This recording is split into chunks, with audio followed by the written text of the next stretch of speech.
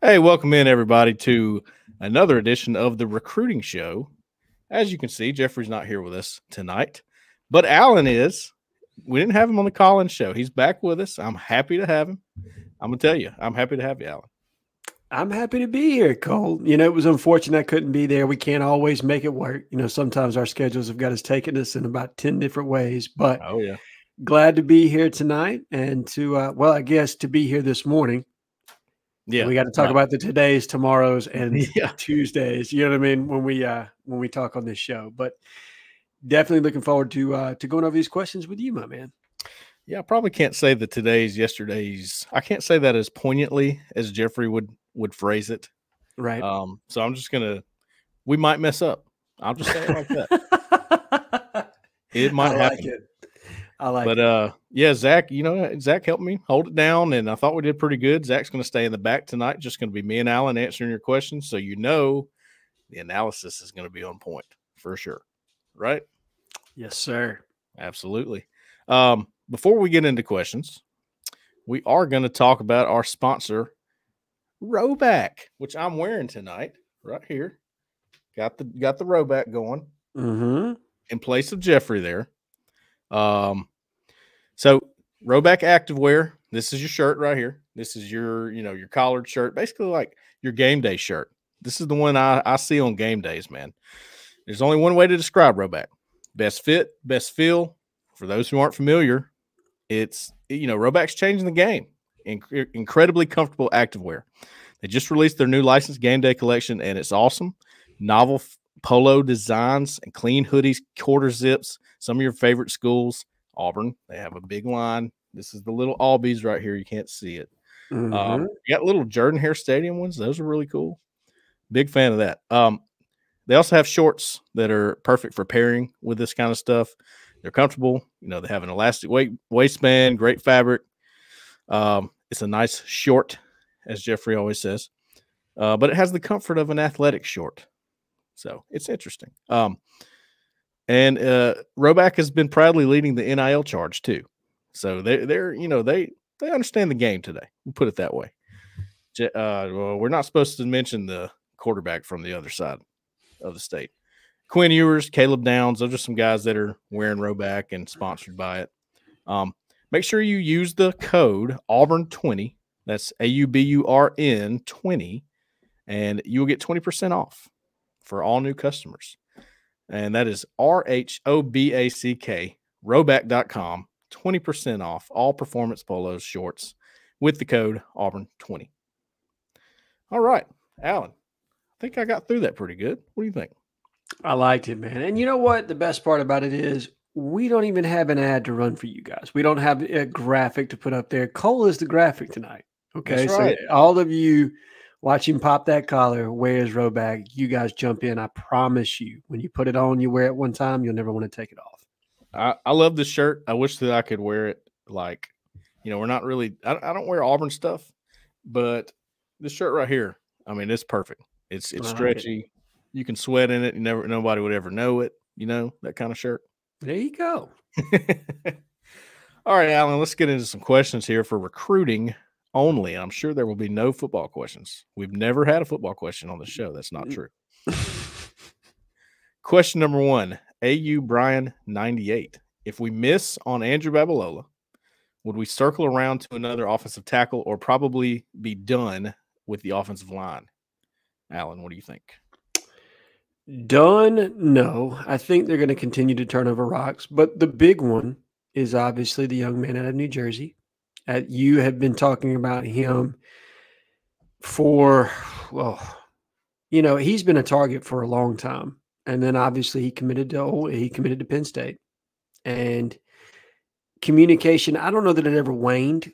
We just didn't really discuss him all that much. But I think he moves into the catbird seat as far as priority target number 1, and then we'll see. I know that there's some other guys that they've had interest in at various times, and maybe a new offer goes out. Maybe it's just an uptick in movement with a different offensive line target. But no, I think they've always wanted to take somewhere between that range of 5 to 7 and a little bit closer to 7. This was a year they wanted to load up on the offensive line, specifically from the high school ranks, and really kind of start to sink their teeth into that overall development that they think is crucial for cohesive offensive line play. And as far as I see it, Babalola is the one, I would say, the true tackle that's out there right now. Yep. Goodman, he's a tackle. I think he can be tackle on the next level, but I think he's a swing guy. He could play guard or tackle. Maybe he's a guard when it's all said and done. It's kind of up in the air, but I'm leaning towards guard with him. He gets to his peak in college. Yeah. But the true OT out there is Andrew Babalola. He's the guy. That's why Auburn has just been all over him. They're trying to do everything they can to stay afloat in that one. And I know that Steve Wiltfong put in one for Michigan. I know that Michigan's trending a little bit right now, but I don't think it's over. I think Andrew got a little bit banged up a week ago in his game, but he is supposed to play this week, and I would not be surprised if Auburn was there to see him. All right, that could definitely happen. That's something that could happen. So I would not count out Auburn just yet, but definitely fair to say that Michigan has a slight advantage. And again, I don't think it's imminent with him. I don't think he's going to make a commitment tomorrow. Now, he might start telling staffs what's up pretty soon. Sure. And if we hear those rumors, then, we'll know at that point. I think we'll have a pretty clear indication as far as what he's going to do. But I'm with you. It still feels like end of October, beginning of November is probably the timeline for him. And I would err on the side of caution of closer to the beginning of November. Right. I would say Nelson McGuire is probably out of the question for now. Do you know of any other offensive linemen? I haven't heard of any other names yet. Maybe a JUCO guy, maybe. Maybe they kicked the tires on the market there. There hasn't been an offer go out just yet to a junior college offensive lineman of the tackle variety. I think they've had interest in at least one other tackle or swing type player from the state of Texas, but I don't want to, hand out names just yet. You and I can talk about that one. And maybe if something ever happens there from an offer standpoint, then that's one that we can kind of get into. Yeah, fair enough. All right, question 2, JMK 205. Does Dalen Upshaw still have a spot in this class? Is CJ White a guy who will always have a spot in the class if he were to want in? All right, so some receiver talk here. Both guys committed elsewhere. Dalen Upshaw committed to Miami. CJ Wiley to Florida State, flirting heavily with Georgia. Maybe Auburn's in the picture. I don't know. What do you think there? I think CJ Wiley's always going to have a spot in this class. How realistic is he at this point? I think that's fair to question, and I wouldn't make it very likely right now. It feels like LSU and probably Georgia are the two teams. If you have an opportunity to flip him, it would probably be those two. But let's see. Stranger things have happened. Marcus Davis is a heck of a recruiter. If they get him back on campus for a game or a visit, then we'll know that there's legitimate interest there on his part. But as of today, yes, because of how they value his skill set, he's always going to have a place in the class. But realistically, I don't know that I see that one happening. Dalen, on the other hand, I can very much see that happening. If Auburn decides to continue to turn the screws there, I think it's a young man who's interested in staying closer to home. He's got a great relationship with Cam Coleman, who's here on campus right now. And I think it makes a lot of sense for Auburn. I think I'm not sold again. Like, I think he is a fantastic athlete that Derek Smith ends up when it's all said and done at wide receiver. And with the amount of churn that you're going to have on the roster, I think it's important to land 3 natural wide receivers in this class. And so if you are contemplating moving Duke to the other side of the ball, that having Dalen Upshaw in your class is a heck of an insurance policy for that slot position. Yeah, Dalen Upshaw, we were talking before this, TK Norman, Texas A&M commit. That's a guy for sure. To keep tabs on, I do think that they'll get another receiver before this is over with. CJ Wiley, I agree with you. That's a guy that's going to have a spot no matter what. Yeah, he's in that tier with Caleb Cunningham and the guys like that. I mean, that's the tier where you don't tell them no. There's no way. We'll find room for you, right? Yes. Then you have the tier that is Dalen Upshaw, TK Norman, maybe another name out there we don't know, but I doubt it. I mean, you can never be absolute in recruiting, but those two right there are guys that you absolutely need to keep an eye on. And look, I mean, one's committed to Miami, one to A&M. It's not like they're, bottom feeders or anything. These guys are well respected by big programs. And I think Auburn respects them too. And they're really trying to decide what they want to do with those two. I like that. So I'm with you. If Auburn does make a push for Dalen Upshaw, yeah, I like Auburn's chances. Maybe TK Norman too. I haven't caught up with him in a while, but we'll see. Question number 3, Ryan 14. Who is the Caleb Harris of this class? Not the highest star ranking, but will be a playmaker from day one. So who is the Caleb Harris of this class, basically? Ooh. Does it have to be a 3-star in this regard? I'm assuming. I think it does because it can't be the highest ranking. Maybe let's toss in some low 4-star guys, right? Guys that you think have an opportunity to play from day one that are like borderline 3-4. How about this, Alan? I'll read you off Auburn's current 3-star commits. How about that? Okay. I got them pulled up right here. You've got Ty Buster. Yep. Is a 4-star with on 3, but he's a 3-star when you average everything together. Right. Sam Turner, you now have. You have Ryan G, Cale Ellis, Bryce Diaz, Dante Core, Jacoby Ward, Spencer Dolan, and the punter John McGuire. Those are your 3 stars in this class right now. There's a couple of candidates there. Yeah. God, I love the tight end. I mean, I don't know that he's going to be an immediate contributor, but not Ryan G. Hollis Davidson. Yes, Hollis Davidson. I think he has a freak show type skill set and a guy that can probably compete in the SEC earlier as a receiving tight end. He's got a ways to go if you're going to utilize him in the run game at all, or as some kind of a pass blocker. But as far as just a natural pass catcher in the slot, I think he is one of those kind of guys that has a potential to contribute early on. And then I don't think he's going to contribute because of the depth, but I love Bryce Diaz. I really do. I think he's the one when you're looking at a physical makeup of a kind of guy who could be successful in a DJ Durkin style of defense. Bryce Diaz is the one that jumps out to me. That's more of a long-term play because I do think he's going to have a redshirt year. I don't think he's going to necessarily be put in the position to play right away, but I could be wrong. I could be completely wrong on that. He just plays a lot of positions for his high school right now, and it's not solely concentrated at linebacker. Yeah. So my assumption is there's going to be some development there with him. Sure. Tell you, I went and saw DeMarcus Riddick play twice his senior year, and he really bounced around from outside linebacker to almost a safety-like position for Chilton County because he was in coverage. They were like they left him in coverage a lot. So that was one of the concerns I had for Riddick when he came in. Is like, dude, you've been covering most of your career. Like, you're a coverage guy. Are you going to be able to play in the box? Are you going to be able to spy? Are you going to be able to rush? That kind of stuff. Well, he's proven me wrong on that. He has absolutely proven me wrong on that. That guy is – I even saw him in practice on Tuesday. Like, he was getting after it, just like you see in the games. So he stood out to me at practice too among all the other guys. I was leaning towards Bryce Diaz a little bit. I'll tell you the one, and I might be biased now that I've gone to see him in person. Sam Turner. Yeah, he can play. He really can. And I'm it's not like I don't think he's the flashy athlete. I don't think he's, I don't think he matches athleticism with guys like Cam Coleman or Perry Thompson, but boy, he's hard-nosed. I mean, this guy was long snapper for them that night.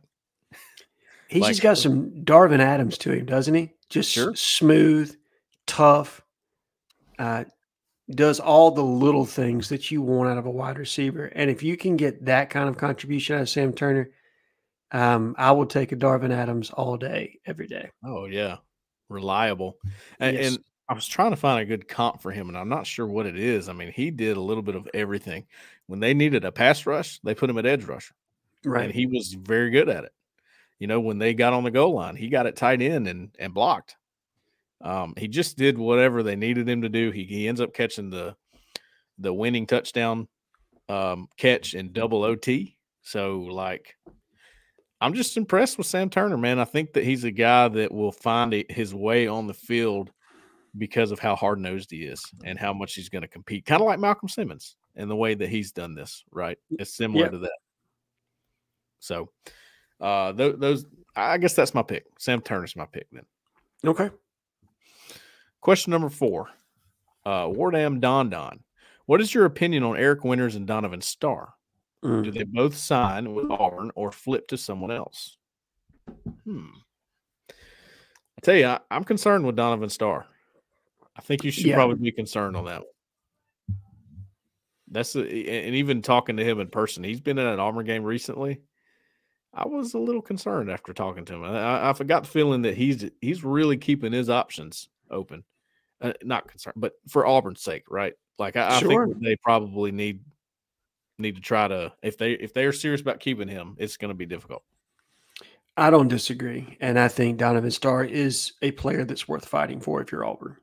Given the need that you have at corner, given his skill set, kind of how he's come on in his senior year, I just really like him as a true corner in this class. And if you could put him paired with Naheem Alford, and then you still have, the young man out of Maryland that's very talented as well. So that would be a really great trio to bring in to kind of reinforce depth in the roster and playable depth. I mean, I think those guys are guys all that could play sooner rather than later. I don't think there are guys that necessarily have to sit.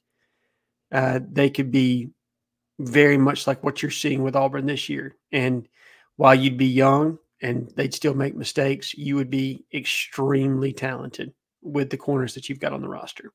Yeah. And two more guys that are coming in as corners that we didn't name with the 3. Well, I mean, you easily could have said Devin Williams, who's still considered a 4-star prospect. Yes. Small, but he can play. And Dante Core, who has had a great senior season. So he really has. Those are a couple guys. Eric Winters, how are you feeling on Eric Winters? I feel okay there. I mean, I know that look, I get it.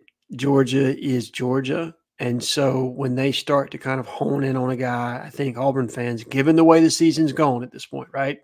Like if Auburn was 5-1 and, the only loss they had on the schedule was to Georgia, I think Auburn fans would feel pretty comfortable because you would have felt like, okay, the product on the field it's shown an uptick there.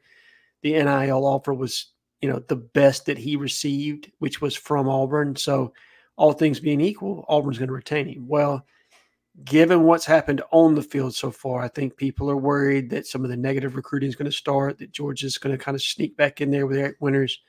But as of now, I asked around on this one. I feel pretty good. I think Eric's going to stick with Auburn. Can't bank on anything. Again, it's recruiting, and to speak in absolutes would be a nightmare. But no, I feel okay. And I think we will try to get out in front of that. If we feel like we don't feel okay about it at some point, I don't think we're going to get blindsided here. I think somebody's going to have some information to be able to say, okay, keep your eyes peeled here. Sure. I feel pretty good about it too. I haven't talked to Eric since he took his visit to Georgia, but I do think that Auburn's in good shape with him. Auburn really fought for him and won that battle. Obviously, Georgia ain't going anywhere. And look, that's a compliment to how good Eric Winters is. Very much so. So that just makes you, if you're Auburn, you go, okay. Yeah, we thought he was the real deal, and obviously Georgia does, and they don't miss a whole lot. I mean, they just don't. No. So if you're Auburn, you're going, okay, we were right on that one. We need to do everything we can to keep that one in the fold. You talk about guys that would embarrass you if you missed on them. That's one of them. Yeah, him and Fegans are the two. Like if you lose those two, that's going to be a really tough look for Auburn. Right. Definitely. All right. Question number 5, W. Tidwell 51.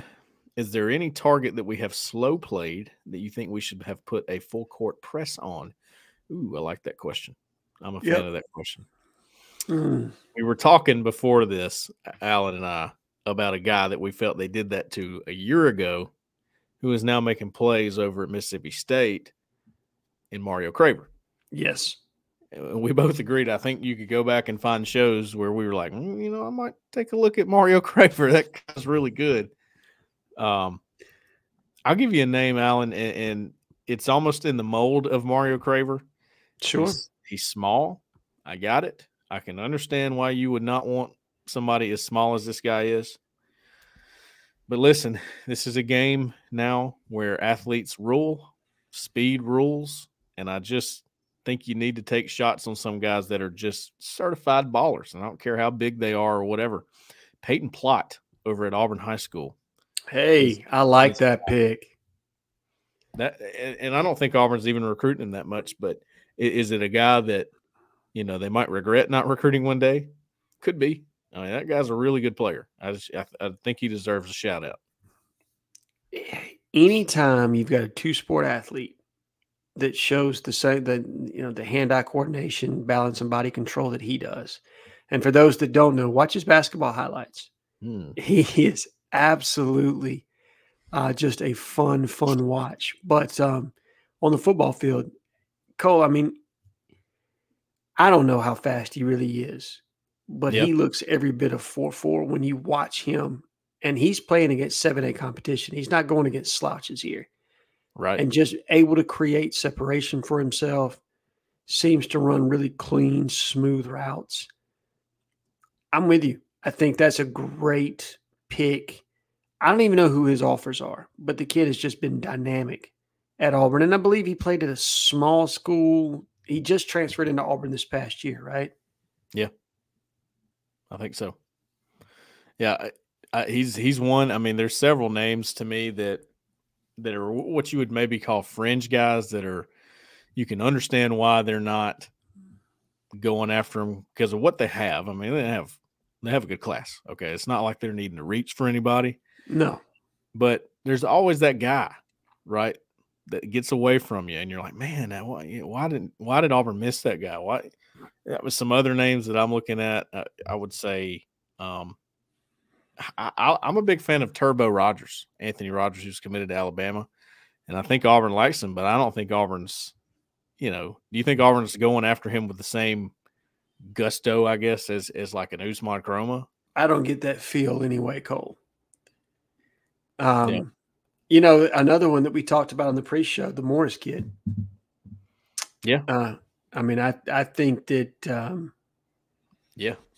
Morris. Yeah, I think I would turn the screws on DeJuan Morris and see how committed to USC he really was. That kid is an absolute playmaker, and yes, he's not the biggest kid. He's only 180 pounds, but watch him. Great vision, the ability to affect, to hit the home run from various points on the field. Gives you a plus in the return game, plus in the passing game. So just a lot that you can do with him. And when you have a player that can affect the game in multiple ways, to me, it's worth a scholarship each and every time. I agree with that. Well, right into that with question number 6, BBP, our guy, Alan. Is there a scenario where we try to flip Turbo Rogers from Alabama? Yes. There's definitely a scenario. I do think that we need to hear more from the Auburn staff. Maybe needs to hear more from Turbo Rogers to feel comfortable kind of going all in there. But yeah, I think there's an opportunity there for that to happen. I don't know. I think yes, but they just, to me, they haven't really ever been super serious about him, and I don't know why, because I think he's very good. And again, speed, right? That guy has plenty of it. And I've always been impressed with Turbo Rogers since he was at Pike Road, and then he went to IMG, and now he's at Carver. He's always been impressive to me. So I don't know if they will. I mean, this whole second running back thing is going to be interesting. I don't know how that's going to play out yet. Because I'm of the opinion you need 3 backs in this class. I feel like we're a little bit unbalanced, and that 4 backs is just still too light to play in the SEC. You need a 5th back. It's insurance. I get it's a luxury and not necessarily a necessity, but you're potentially about to go to a 105. I think you could afford to take a shot on another running back. Should we be paying more attention to Darian Smith, the Tennessee DL commit? Fair question. and one that I think obviously bears worth just, tracking. Got a visit plan for Vanderbilt, I believe, in OV. And this is a young man that kind of fits the needs of what I was looking at for that fourth defensive tackle. He's twitchy. He's more of a 3 inside penetrator, very much like Antonio Coleman. He's not big enough to necessarily play on the inside as a nose. Maybe in time he could do that for you in a pinch if you wanted like a rabbits package or something like that. But he's not long enough to play on the edge the way they like him to, as like a 5 or a 6 tech, something of that nature. So yeah, I mean, I think he's worth paying attention to. Anybody that's got an OV schedule, worth paying attention to. But you and I both know that Rodney Garner recruits at an extremely high level. So flipping one of his defensive line commits, you got your work cut out for you. Listen, without even having to watch this guy's tape, if Rodney Garner likes him, you can go ahead and check one box for me to start with. I'll go ahead and check that box. Yeah. I feel like, they've talked about Nate Marshall being a potential 3 for Auburn. Right. And maybe, but I really think that his true value is going to be at the 5 and play what Keldrick's playing right now. Yeah. So, and then Antonio Coleman, like you said, he's going to be a 3, who could potentially move out to 5, depending on how much weight he puts on, because he's kind of light right now. Yep. I do think there's room for more 3s, for more, guys that jump the gap, not so much your double team space, eaters kind of guys. You got to have those. You got Jordan Crawford, and I think Malik Autry's that guy for you too. I agree. You already got 2 in this class, and that's enough in my opinion. But as far as a one gap penetrator, that you've only got the one. And I think that's a position they want to continue to build depth from the high school ranks, because they feel like that's where the elite pieces of clay are. And for them to continuously raise the floor and the ceiling at the same time, you have to land more players in that capacity. Let's say that Auburn does add a Darian Smith, or maybe a player the caliber of a Darian Smith, sure, to what you currently have in Nate Marshall, Jared Smith. I'm just talking front 7, or your front there with the edges involved. Who did I say? Antonio Coleman, Jared Smith, Nate Marshall, Malik Autry, and Jordan Crawford, and you add another guy like that. Would that be the most complete D-line class Auburn's had? I mean, since when? Since probably the Nick Coe, Derek Brown, Marlon Davidson class. That would be the last one that I can remember from start to finish kind of checked every box, because they landed a player at every level in that class. And realistically, they landed an impact guy. We don't really know with this class just yet what they're going to be. We'll have to wait until they get on campus. But they're very talented guys. And to bring in a group of 5 that kind of mesh and their skill sets complement each other the way that they do, very well done by VKG and Hugh Freeze and this recruiting staff, because it's more than just one person. There are a lot of guys behind the scenes that make these things happen just as much as the assistant coach, who gets all the credit for it. All right. I think Cole's frozen one more time, so we're going to go on to the next question. Where do you see our 2025 class numbers finishing? Rank all of the numbers, rank and the number of signees on offense and defense. Woo! We're in our bag deep on this one. Yeah, man. Might just give you the total number. That might be the easier way to do that. Where do you see it finishing? I mean, I still think top 5. I think Deuce was the piece that you had to have to be top 5, and they've got that now. So I'm staying with top 5 there. I'm going to continue on with top 5. I think you need one more piece to stay top 5. You're going to need that 5-star. I think they're going to get it in Naheem Alford.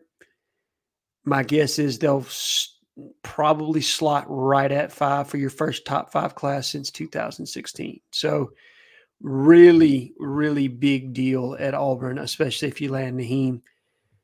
Just chocked full of impact guys that, while maybe, hopefully you'll have a lot of it like this year where they're producing, You're going to deal with some mistakes, but they're producing. Right. I think if you end up having a whole bunch of red shirts, then maybe you're rethinking the pedigree of this class. But as of today, I think you got a lot of guys that can contribute early on first and second down, depending on how things work out. Maybe some situational football. It'll be interesting to see what it looks like. All right. And let's see the numbers. What do we have right now? 27 total right now. 27 total. Let's make it 29 because I think you'll lose one or two, but I think you have an opportunity to add 3 or 4. 29, I think, is what we said a while back. Like, I think that was the number. 29 or 27 maybe, but yeah, it's going to be higher, man. Yeah, a lot of attrition off the roster this time around. Unfortunately, or fortunately, contingent on how you look at it, you are going to be losing some experience, but not all experience is good experience. So it's going to be interesting to see what the roster looks like this time next year, but very excited for this class. And again, I think it's an opportunity to probably make you stand and land at number 5, specifically if you get Naheem offered. Yeah, I think it could go as high as 3. That would be the ceiling of it, I would put. Sure. But 5 seems more likely. 6, maybe you fall right out of it, but I'm thinking top 5. Question number 9. We probably need to keep going because my internet is not wanting to cooperate here. Braden, our guy from Selma there, do we expect another veteran out of the portal at receiver once Keandre Lambert-Smith leaves? Tell you what, you need one. Yes. You need to replace the hole that he's going to leave with another guy like him. I think if I'm reading this correctly, what this person is thinking is that Perry Thompson is going to be stepping into that position when KLS walks away, right? Sure. Well, to this point, Perry Thompson is very unproven. We don't get to see him in practice, so we don't honestly know where he is on the developmental curve. But the early word was that I received from fall practice is that he had a little bit of an issue creating separation and getting off the jam, but that was to be expected. I don't think that the competition Foley played against in high school necessarily prepared him for what he was going to see in the SEC. And that doesn't mean that he's not going to continue to improve tenfold and start to see some more game action down the stretch here. But as of today, because you don't know what you have there with Perry, I think you have to, like your mindset needs to be, I need another portal wide receiver. Yeah. Because, I mean, listen, Keandre Lambert-Smith he's exceeded my expectations. For sure. And I think you need another guy like that when he leaves. Definitely. All right. Question number 10, JM Tiger 22. Which commits in the class currently do you expect to rise the most in the rankings by the end of the season? I don't know. I was wondering about this the other day if anybody was going to see another rise. I honestly don't know. I think everybody's ranked about right. You know, I would love to see Rivals hook up our star nose tackle from Parker High School because him being a 3-star to me is malpractice. But other than that, you know, I don't know. I don't know who I would want to see jump in the rankings. Is it Abras Diaz? Is it, Jacoby Ward's another one I think is underrated.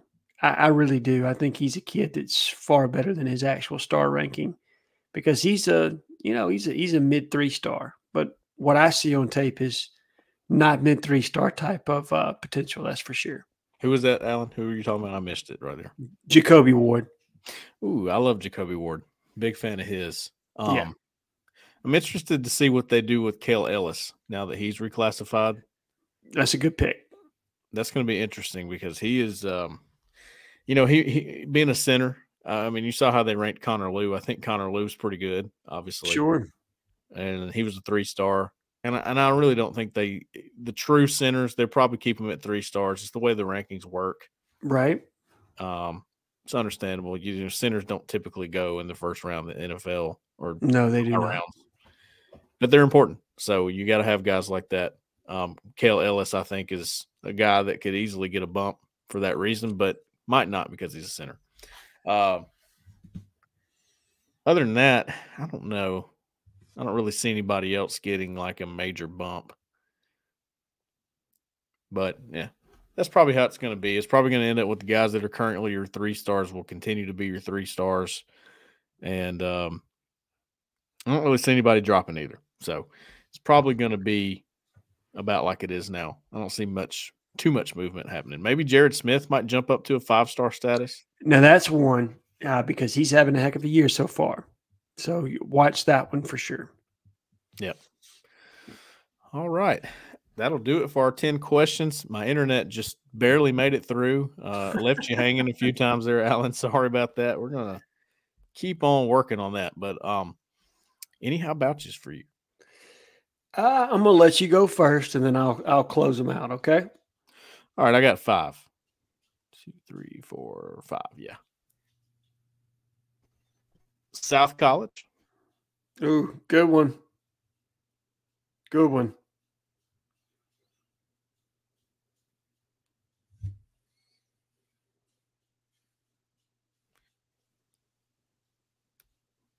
I think you lost me there. Am I back? You're back. South College. You said something funny. I'm not sure what it was. It had to do with Vanderbilt. So, South College, you get one for me. The original Eagle. The original Eagle. I like it. He gets one for me. I think he was a voice of reason for me. Okay. Leo the Tiger. Good one. Yep. Leo the Tiger, I believe. He made a joke because of all the reclassifying going on. Somebody asked about if I can't remember if somebody was reclassifying to 2025, and he said no, he's declassifying to 2026. I thought that was hilarious. Millwood, who has the picture of Jimmy Rain, I believe. Yes. Yeah. I'm a sucker for profile pictures. Like that's going to get me a lot of times. You pair that with what he said. Somebody called him Mr. Millwood, and he said, Mr. Millwood is my father. You can just call me Millwood. There you go. And I loved it. So good job there. And another voice of reason, y'all tripping. Yeah. He's had a good week.